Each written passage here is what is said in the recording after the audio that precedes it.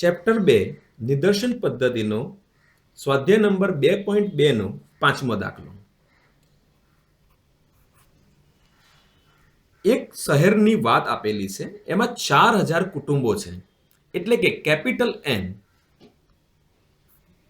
આપણો થઈ જશે 4000 કુટુંબો, એટલે કે 4000.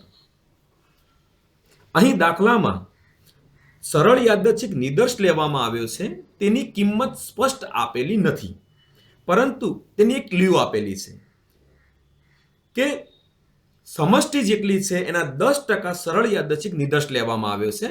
માટે સ્મોલ એન બરાબર કેપિટલ એન ના 10% ગુણ્યા 10/100 આપણો એન બનશે. સ્મોલ એન એટલે કે નિદર્શની સંખ્યા. હવે કેપિટલ એન 4000 મૂકી દઈશું ગુણ્યા 10/100, એટલે કે જવાબ મળશે આપણને 400. આ બે કિંમત મળ્યા બાદ એક વધારાની કિંમત પણ આપેલી જ છે દાખલામાં. કહ્યું છે કે આ માહિતી પરથી નિદર્શનું વિચરણ 120 મળ્યું, એટલે કે સ્મોલ એસ સ્ક્વેર આપેલો છે 120.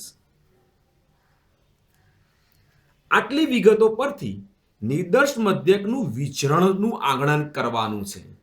હવે નિદર્શ મધ્યકના વિચરણનો આંકડક શોધવા માટે નિદર્શ મધ્યક y બારના વિચરણનું આંકલનનું સૂત્ર વાપરીશું, જે થાય છે vy bar cap is equal to capital N minus small n divide by capital N into s square upon small n. હવે દરેકની કિંમત પોતાના સ્થાને મૂકીશું. આપણને ખબર છે કે કેપિટલ N 4000, સ્મોલ n 400 ભાગ્યા capital N 4000 into s square છે 120, જે દાખલામાં સ્પષ્ટ આપ્યો છે, ભાગ્યા સ્મોલ n એટલે કે નિદર્શનું કદ એટલે કે 400. આગળ જઈશું. 4000 માંથી 400 બાદ કરતા મળશે 3600 ભાગ્યા 4000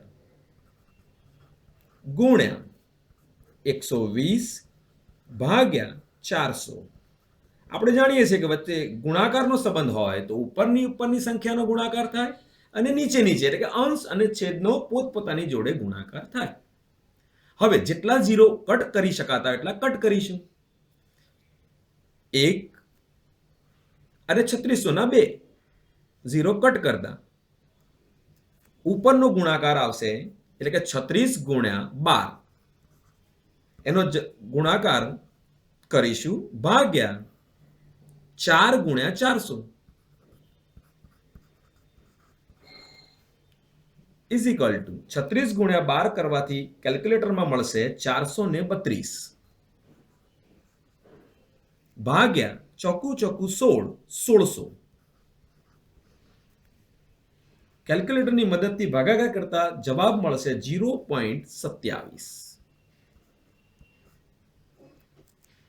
અહીં આપણો આ 5 નંબરનો દાખલો પૂર્ણ થાય છે.